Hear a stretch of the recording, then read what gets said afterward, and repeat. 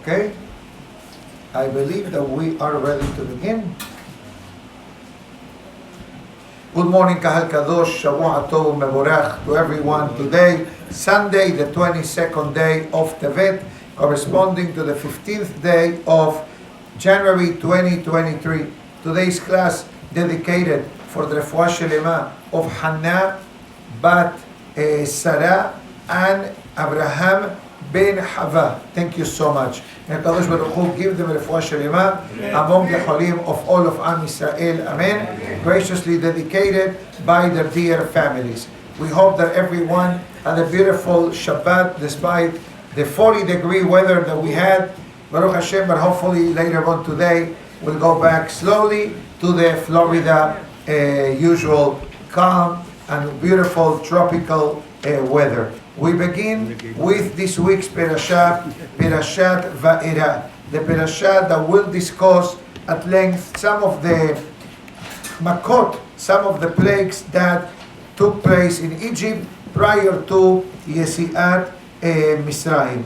Let's discuss just for a few moments the Gemara of today. The Gemara of today discusses when a person comes to pray to the synagogue, the person should make the effort of praying inside of the synagogue. Some people have this not good tradition to hang around in the lobby, and that's where they pray.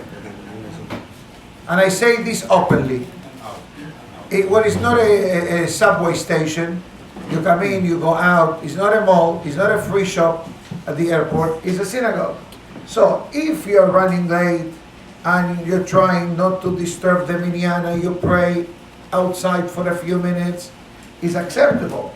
But if this is how you pray every day, definitely for the Gemara of today, it is not appropriate. The Gemara uses a very strong language for the person who makes this as a habitual way of life. Baruch Ata Adonai Eloheinu Melech HaOlam She'akol Nihya B'Dbaro. Amen. If the person faces the direction of the synagogue, meaning to say that a person follows the same pathway that the kahal is praying to, that is less problematic than a person that is praying on the opposite side, meaning to say instead of facing east, you're facing west. Why? Because what's the whole idea of tefillah betzibur? What's the whole idea of praying with the tzibur? That you are part of the minyan. When you pray outside, you're not part of the minyan. It's like you pray via Zoom. Shalom Aleichem. Okay, Zoom was initiated and activated for the COVID moment, for the situation that affected humanity. Zoom continues to be alive in our synagogue and some other synagogues, but not to be used lehatechillah to begin with for individuals that are physically able to come to the synagogue. If a person is not feeling well, if a person is elderly, or it's not so easy for the person to be mobile and to leave and come, etc., so in that case, you will get a free ride with Zoom. But in the event that a person, Baruch Hashem, has no physical limitations, and Baruch Hashem, health-wise, is doing good, there is nothing greater than praying with the minyan, the way the Gemara mentions elsewhere in Berachot, Be'et ratzon initicha, in the moment of goodwill, I will answer your prayers. And the Gemara asks, when is the moment of goodwill? So the Gemara answers, B'sha'a she'atzibur mitpalelim, whenever the Kahal Kadosh prays together. That's why the word tzibur literally means the minyan. Tzibur is a Rashi Tevot actually. Tzadikim, Benonim, Bereshaim. That means that in a minyan, you have all kinds of people. You have the best, the middle of the road, and those that can use an improvement. But guess what? The moment that we all are united to pray, now we become a united front. And once that happens, we don't look at the individuality of the person, we look at the collective effort of the individual that makes the effort to pray with the minyan on a regular basis, the way we discussed several times in the past. At this moment, I'd like to welcome attorney Nir Solomon that comes from Eretz Israel. Do not worry, it's not a legal case that we're going to be discussing today, just in case, but I'd like to give a brief introduction to someone that really does great amount of holy service to the Jewish people. Yesterday's parasha, and then I'm going to stay quiet and I'm going to let him do the talking. In yesterday's parasha, we discussed the decree of Paro.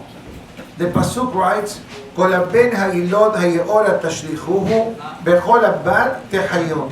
Paro was informed by his, let's call them magicians or astrologers, that a boy will be born to redeem the Jewish people.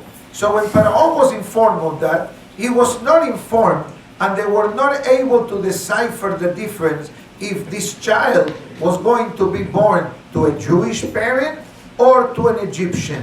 So therefore the pasuk says, Kol haben, every single boy, Jew or Egyptian, will be drowned in the Nile River. I read yesterday in one of the commentaries of the parasha that when Paro wanted to activate this diabolic plan, literally to kill thousands upon thousands of newborn baby boys, what did he do? He opened up like a recovery home for mothers to be able to give birth, zero insurance payment, zero copay, completely free, with a spa.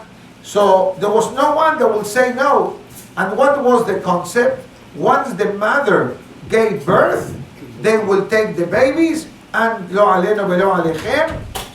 We know the unfortunate way.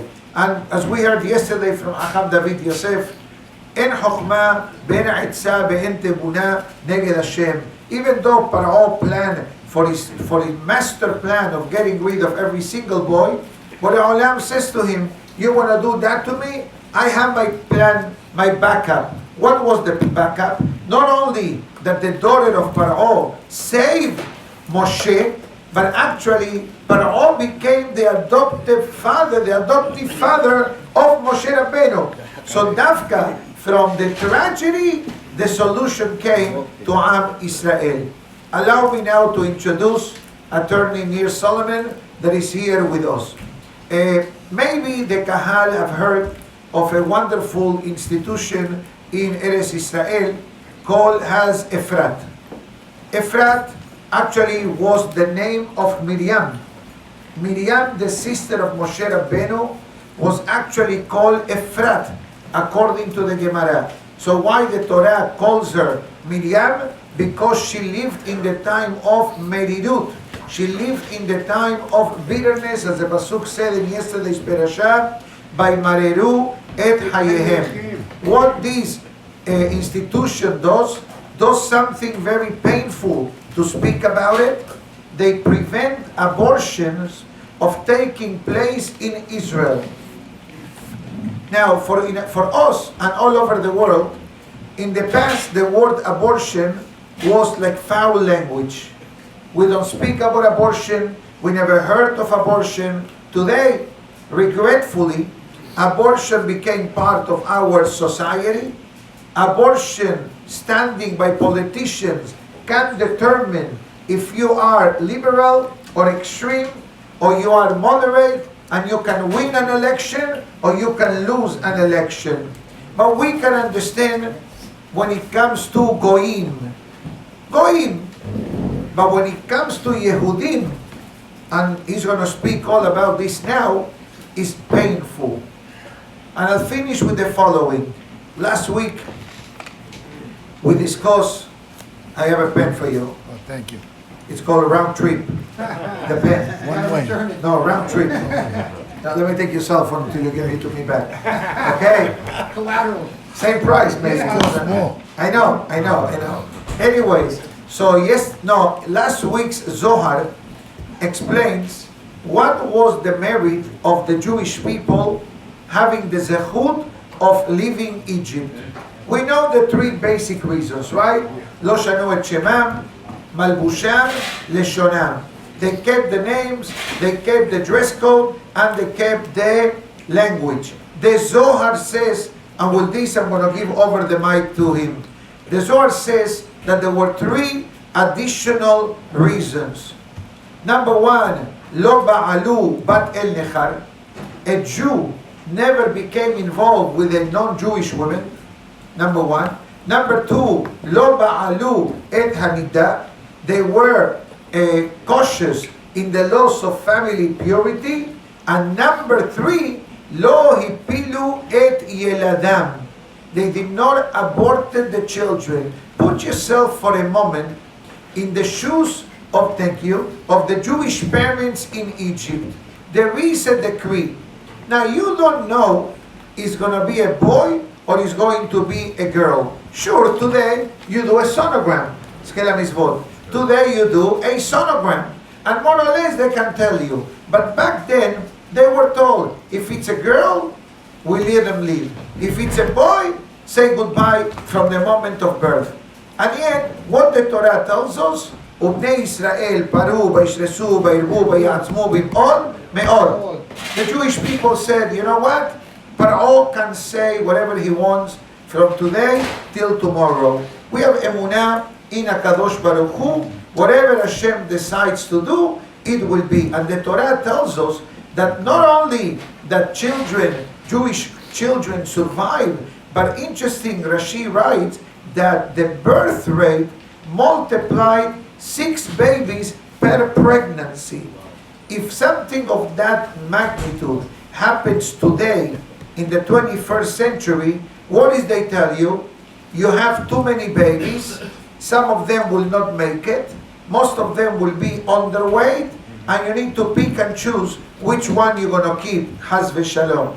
But back then, the non-negotiable emunah and bitachon that our forefathers had in Egypt, it caused Am Israel to flourish tremendously to the point that Paro was afraid. They're going to be more Jewish people than Egyptians. They're going to go into talks with the neighboring countries. They're going to take over Egypt.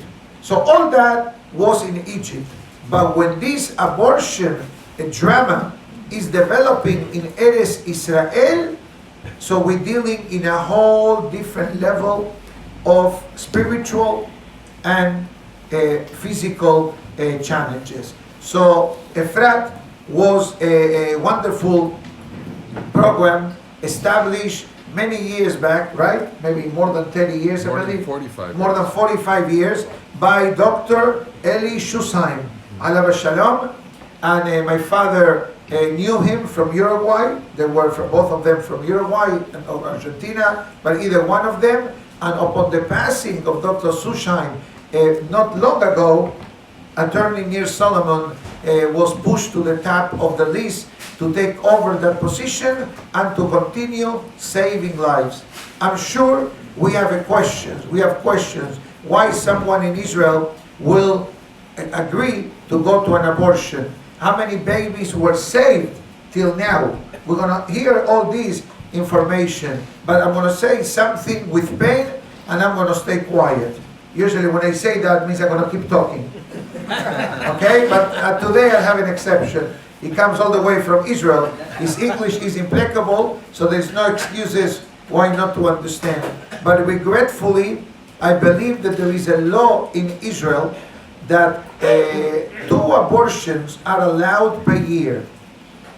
God forbid. And we're not talking about medical challenges, Haz v'shalom, that needs to be handled, based on halakha and medical opinion. But we're talking about, they tell you, you can have 2 abortions per year and it's fully covered, you have nothing to worry about. And that is very painful. I personally, thanks to Efrat, have adopted a few babies that were earmarked to disposal, and Baruch Hashem, I have the certificates at home. Even now, from your last trip, I still have a new baby, which I don't even know who he is or who she is. But we're talking about an abortion, there is no difference, male or female. So I'm going to turn over a bit the camera to him and I'm going to give him the microphone, and please stick around. בכבוד. חזק ואמץ. Well, Rabbi, I actually prefer that you speak. Okay, let me have the mic then. I will. Keep talking. The first time I came to meet the rabbi, I have to say, the rabbi said to me, I said, I want to speak in the community in Parashat Shmot. He said, listen carefully. Whether you come or not, I speak about abortions and Agudat Efrat and Parashat Shmot. And when we look at this week, at the parasha that we just left, we really see the rabbi inside the parasha. I saw something else last time I was here, but I think this is very, very appropriate. Moshe Rabbeinu wakes up, he grows up, ויגדל משה ויצא אל אחיו, וירא בסבלותם. He saw in their pain. Moshe Rabbeinu sees. And when Moshe Rabbeinu sees something, there are many of us who see things, but do nothing about it. When Moshe Rabbeinu sees something, he gets engaged. He saw an amazing thing. Moshe Rabbeinu sees, excuse me, Moshe Rabbeinu sees a burning bush. The bush is burning. But the bush is not being consumed. But the Torah says to us, what did Moshe do?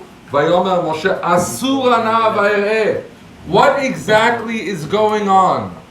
This is in sheer contrast to a Goya, Hagar, who sees her son about to die. They are now in the desert. She realizes that the baby is about to die, and what does she do? She sends him again to what? Thank you very much. To the bush. It's starting that both of them are to the bush. She sends him out to the bush. Why? So the Torah tells us why. Vatelech vateshev la mineged achekim tachave kashat. She wanted to be at a certain distance. Ki amra al ar'eh bamot hayaled. I can't see him dying. Moshe Rabbeinu sees an atrocity. He engages. Hagar disengages. And then what happens? Vateshev mineged, Rashi says, very scary, very scary. Kevan shekarav lamut, he became even closer to death. What did she do? Hosifa litrachek. She disengaged even further. She sees tzarot, she runs away. Moshe Rabbeinu sees a need, he runs towards. Rabbi Galimidi, that was my feeling. The minute he heard me, he met me, he said, absolutely, you come to my community, and whether you come or not, we get engaged. And he said to me even more than that. He says, when I speak about the shiur, I speak about the problem of abortion. I don't cloud it because it's a problem that is happening everywhere. All around us it is happening. And Baruch Hashem, Ashrenu shezachinu to be in this community and to have such an amazing rabbi like Rabbi Galimidi. Amen. But I have to tell you something, Rabbi. Last year when we were here on the Zoom, we spoke and people came forward and Baruch Hashem, more and more lives were saved. But the impact of this Zoom, and I heard the Rabbi talk about the Zoom, is b'diavad, but there are people that me'eretz rechoka, right? They can't come to the Beit HaMikdash, me'eretz rechoka, and they come and see Rabbi Galimidi in the shiur, and I hear so many people I met throughout the country listen to Rabbi Galimidi in the shiur, and not only learn Torah, I'm sorry? It's via itorah.com. itorah.com, mashu. Why? Because I am now in Saddle Rock in Great Neck. And I speak there in the community. There is an amazing, amazing rabbi, Arav Ben Kaniel, Hashem Ya'arich Yamav B'tov V'nimim. Unbelievable man. We're in his community. He gets up after I speak. One of the Gabaim gets up and says, give me a brochure right now. Who has an opportunity to save a life? Who wouldn't save a life? I want to see somebody who wouldn't sponsor a child right now. And they walk around the room and the Gabai just doesn't let anybody say no. And he gives, well, how many babies are you going to save? 1, 2, 3. And they start saving dozens and dozens of babies. I think in one moment they raised about $100,000. And we go to the Kiddush. And in the Kiddush somebody comes over to me and tells me the following story. He says, do you know what Atzalat Neshamot you do? I said, I know. Every day we're Metzilim Nefesh Kipshuto. He says, no, you saved my child. I said, how? He says, I'm listening to a shiur by Rabbi Duvi. Rabbi Duvi in Brooklyn, Rabbi Duvi ben Susan, maybe you know him. Unbelievable rabbi. Hashem ya'arich yamav v'tov b'nimim. And he gives a shiur about somebody who came to him and said to him, for some reason, that he had a death warrant on his head. I don't know why, maybe in business, I have no idea, I don't know the story, but this individual is telling me the story, and he goes over to Rabban Kaniel, he says to him, what am I going to do? He says, you need to do tshuva, midah keneged midah. He says, how can I do midah keneged midah? You think your life is in danger? Save somebody else's life. He says, how do I save somebody else's life? Where is there, really, if anybody can share with me, where is there an opportunity right now that you can guarantee to save somebody's life? Does anybody know of such an opportunity? It exists right here and now. So Rav Duvi says to him, if you don't know anybody, I'm telling you, I save children, like Rabbi Galimidi. Their lives change from mu'adim lemita lemu'adim lesimcha. Baruch Hashem. They came to life in that absolute moment. I spoke Friday night in Chabad in Hollywood, and the rabbi there said, Ve'ele shemot. How many shemot are not going to be included this year if we don't do this work? So he hears Rabbi Kaniel's story, and Rabbi Duvi. Rabbi Duvi says, I told him that he has to go ahead, and he went ahead and he saved a child, and his life was saved. He says, save a life, and his life was saved? What is this organization? He looks us up, and he says, I have to support, I am going to save at least one baby. And he says, but ba'avonotenu harabim, I got involved in the daily life, and I forgot to, send a contribution to Efrat, and I didn't save a baby. He says, then came Parashat Shmot, and I'm listening to Rabbi Galimidi shiur, and Rabbi Galimidi is talking about saving the children, and all of a sudden you appear on the Zoom. I was here last year. He says, I said to myself, I vowed that I'm going to save a child's life. How come I didn't save it? Immediately, now I have to give the check. And all of a sudden somebody called me over, and I forgot to give the check. He says, 2 hours later, I find my daughter on the floor, lelo roch chaim. He might be hearing this shiur now, this unbelievable individual. He says to me, I don't know if it was 2 hours later, whatever it was, my daughter's lelo roch chaim, she choked on something. I grabbed her, I pulled out of her throat whatever it was, I saved her life, and all of a sudden I heard a voice. You promised to save somebody's life. Save her. And I ran to the computer and I made the donation. I said to him, stand here in Kiddush, tell this story. Tell the story, because we have in Israel today so many stories of those people who are not inscribed in the book of life, lo aleinu. Because they didn't know that somebody around them loves them and wants to give them assistance and help.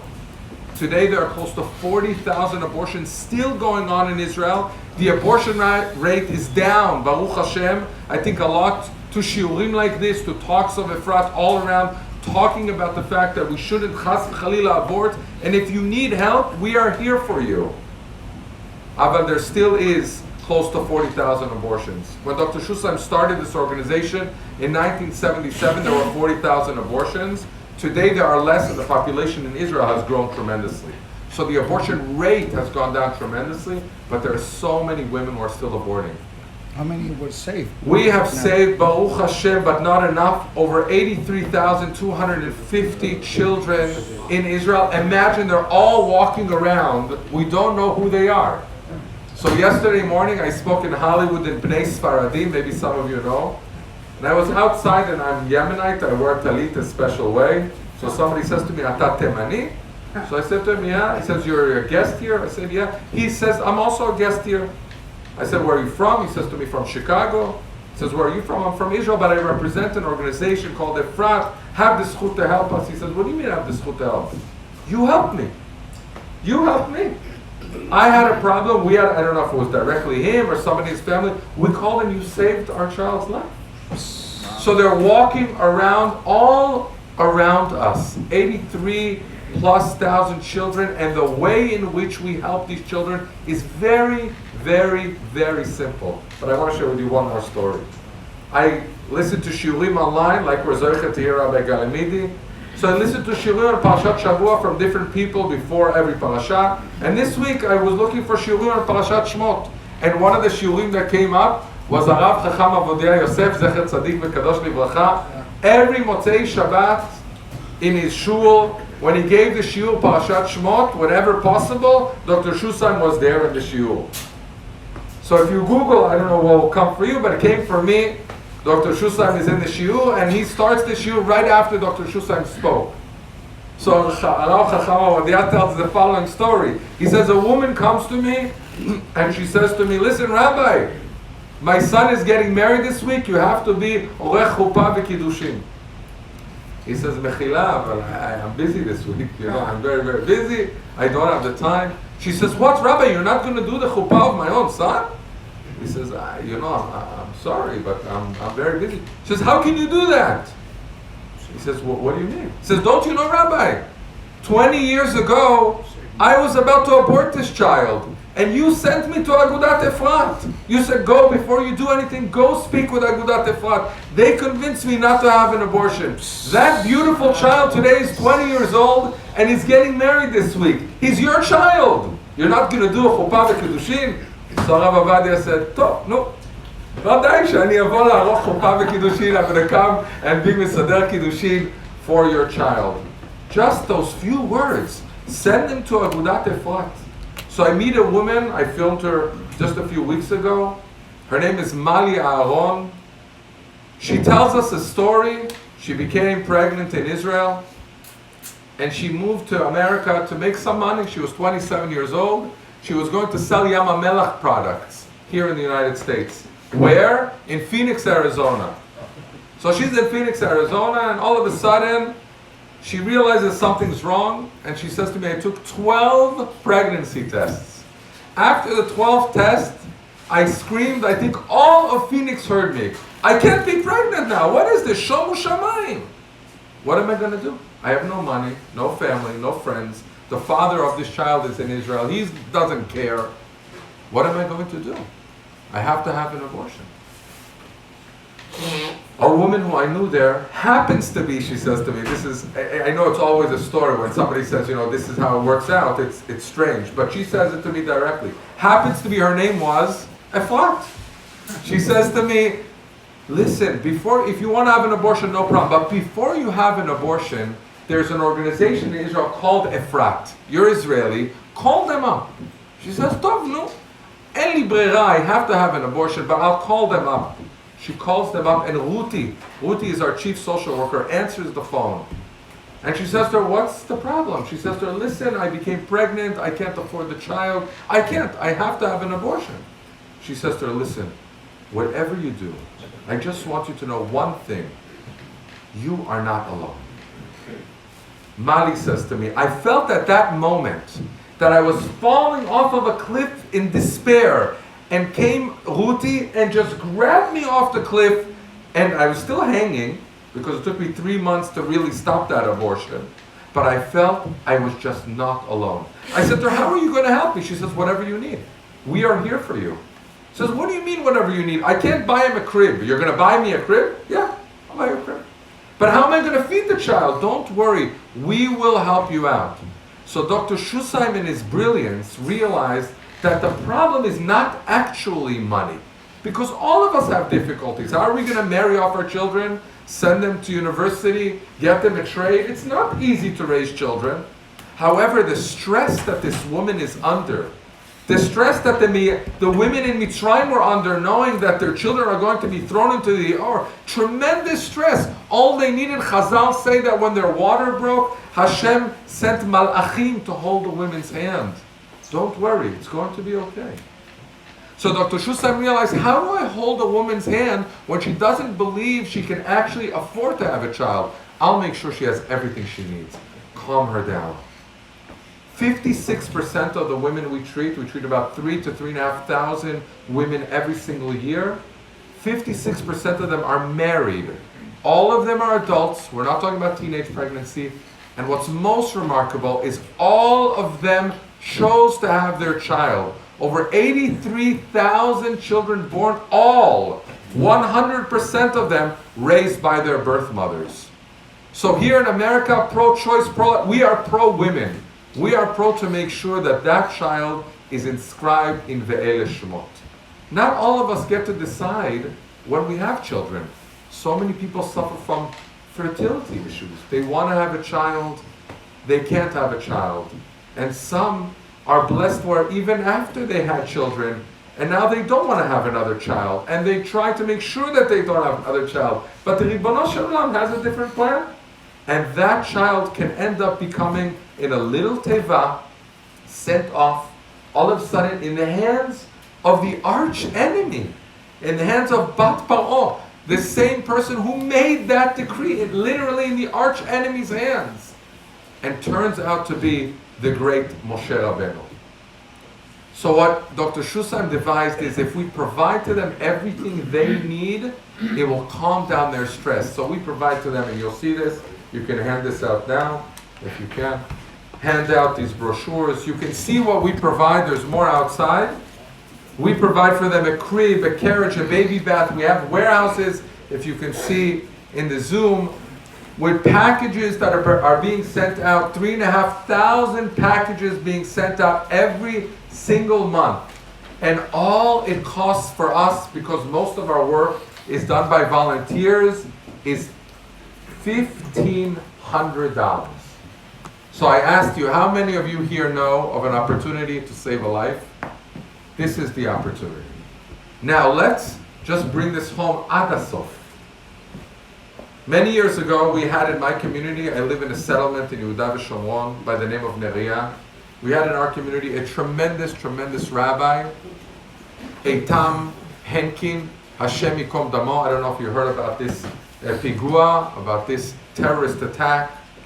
Him and his wife were killed at gunpoint. One of the children was in the back, hid himself underneath the chair and survived. He is the son of Rav Henkin, and the grandson of the great Rav Henkin, one of the biggest poskim here in America in the last 100 years. We found out that he and his wife were murdered. Imagine, if we would have known that he was hanging between life and death. Unfortunately, he wasn't. He was killed at gunpoint. What would we give to save his life? If we had somebody in the community that needed a cancer treatment, an implant, what would we do to save their lives? Hundreds of thousands of dollars, if not millions of dollars, we would give in order to make sure we save their lives. Here we have in the bind women who are right now considering whether this child will live or not. Women who maybe their son will be like one of our women, an Ethiopian woman who was actually also in the same story of the Agalot. We have stories of the same Agalot here in Florida, which is just remarkable. She named her son, he was born on Chanukah, the 8th day of Chanukah, Yair Moshe. Yair, because he lightened up her life completely. And Moshe, she said to me, I wasn't religious then, but I saw Moshe, it was from Hashem. If you turn around the letters, Moshe is Hashem. So here, Hashem has saved this child's life. And she says to me today I'm a motivational speaker, and I help other women have these children. So I ask all of you, partner with Agudat Efrat to save another child. If you can save one, save one. If you could save 100, save 100. And if you can't, send it to anybody who you think can support and make sure that they know that this is happening in communities all around the world. I just want to end with this. We recognize that some of these women need additional assistance, and you'll see this in the brochure. They need to be put on their feet. So we started a new program called Working Moms, where we take these mothers and we provide to them vocational assistance so that they can have a career. And now they can continue providing for their own children. We provide for them free daycare. We connect them to organizations in Israel that provide for them the vocational training at subsidized fees. Everywhere we can collate other organizations that could help them out, we do so that they have a future.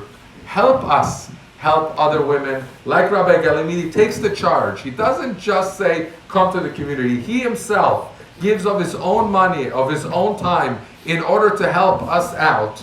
Please help us continue this so that more and more children will be inscribed in the book of Shemot. Thank you. Give me a minute, don't leave yet. Thank you so much. Thank you for the beautiful words of Hizuk, of saving people's life. So the way we heard, to save a baby is only $1,500. Much cheaper than a monthly premium of a family for health insurance. Cheaper.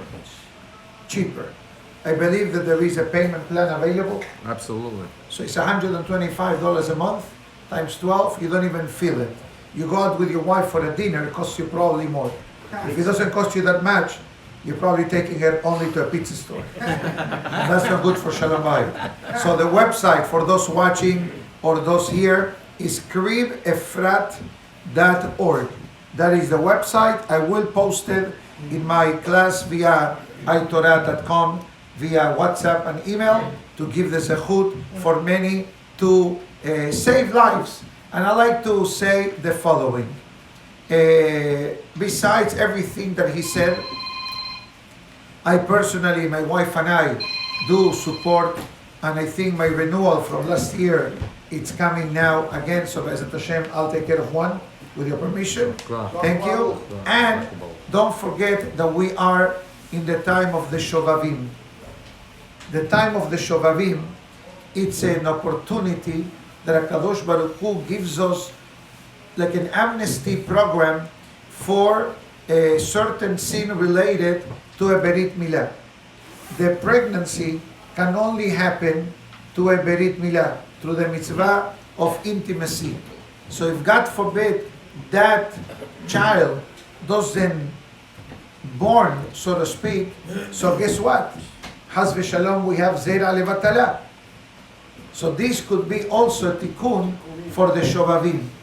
Besides your Tehillim reading and fasting and tikkun klali, this is the real way that makes the person mesirut nefesh. Going to the mikveh, you can go, you don't say nothing to anyone, no one, yes, you can scan the barcode and you'll get it on the spot in your cell phone, the way the brochure says. So I think that between saving neshamot and guaranteed that this buys a zechut for the person, wherever the person needs a refuah shelema, or a person is having difficulties. I deal with this concept of couples that are unable to conceive. They need to go through sometimes through medical checkups or IVF treatment, or has v'shalom, even adoption in some extreme cases when nothing else works. This is definitely can be activated as a shortcut to have your own Yeshua. Because the Gemara writes, literally, when you do something for others, that beracha and that zechut boomerangs back to you. So Be'ezrat Hashem, we bless you and all the volunteers and the supporters and all the malachim that are involved in this holy institution. That Be'ezrat Hashem, it reaches a point that there is no more no more babies to save, because the whole world hears that this topic of abortion is problematic, is halachically forbidden, etc. So we wish you to have great beracha and aslaha. Rabbi, I just want to ask, Be'ezrat Hashem, yes, if no more if all the babies are born, I want to come back here and speak, and I sponsor the Kiddush in the morning for a simcha gedolah that every child is inscribed in the Book of Life. Amen. And as I repeat, it's only $1,500. I mean, I'm amazed myself. $1,500 you save a child of being killed by their parents through abortion. This is better than an IPO. This is better than investing in the stock market.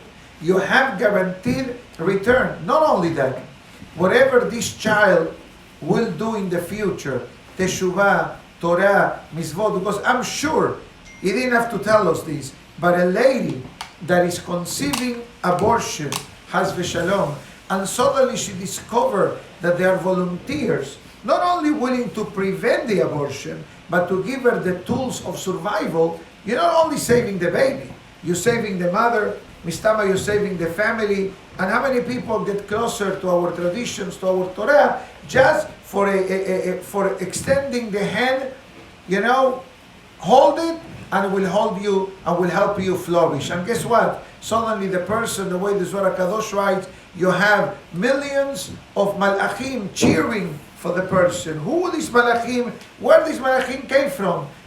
Shamayim says, you remember on a freezing Sunday morning at the Safra Synagogue, 44 degrees, that you came and you had a good breakfast and you listened to Nir Solomon from Efrat?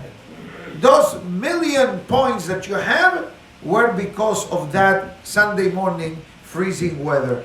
So for those watching via iTorah.com or from the Edmond J. Safra Synagogue or here, Tabo alechem beracha, do whatever you can, and Be'ezat Hashem, HaKadosh Baruch Hu will bring us great beracha and Yeshua for all of Am Yisrael. Amen. Zaku Baruch Hu. Zaku Baruch. Rabbi Hananiah ben Akashia Omer, Ratzah HaKadosh Baruch Hu. Anybody who would like to speak to him or get a beracha from him, he saves lives, automatically has a kuyot, or give him your credit card, we'll take care of you on the spot. Rabbi Hananiah ben Akashia Omer, Ratzah HaKadosh Baruch Hu. Before I forget, you will be getting upon your donation of 1,500 a certificate of when this child is born and the name of the child. I have at home a few. I'm not going to tell you how many, but I do have a couple of them. And I never inquire what's happening in the life because I don't think that is my point, but I do know that thanks to just a few dollars a month, I have a couple of children. Don't get ideas now, okay? I'm talking about from the spiritual aspect of saving a baby's life. רבי חנניה בן הקשה אומר רצה הקדוש ברוך הוא לזכות את ישראל לפיכך ירבה להם תורה מזוות שנאמר אדוני חפץ למען צדקו יגדיל תורה וידיר קדיש אמן אמן